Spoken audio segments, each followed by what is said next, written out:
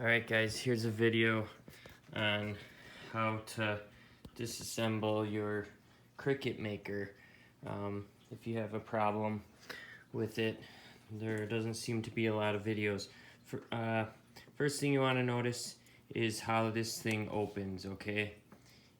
See how that's how it should open. Now this would open all the way, but it's on some padded stuff. So yeah, it opened most of the way. So it would open to about there, okay? So first thing you want to do if you want to disassemble your Cricut Maker is you want to take right here.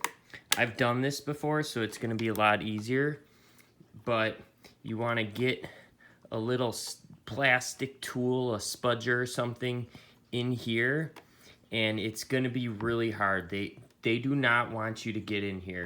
I don't know why Cricut, you know, they don't sell parts, they don't offer service, and they don't want you to get in here. So like I said, this is really easy for me, but I'll show you what it looks like here.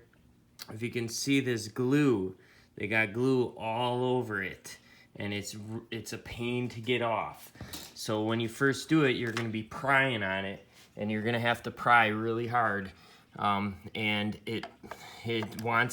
it's like borderline wants to break, so you got to be careful not to break it. Then you're going to use these Torx bits here, these little star bits. So you're going to take those out. Make sure you have a place to keep your screws so that you don't lose those. And there's 4 of them. A lot of times, you know, when I first looked at it, I thought, oh, I want to get inside there, and you go for the bottom because you see a bunch of bottom screws and you think that's the first step. It's not. Sometimes that's more of the last step, actually, aside from the 4 underneath that are hidden underneath the feet, and I'll show you that a little, maybe in a different video. This one I'm just going to show you how to get in the top here. So once you get those out, then you're gonna flip it back down. Well, you gotta close it so the magnet holds. You're gonna flip it back down, and you're gonna see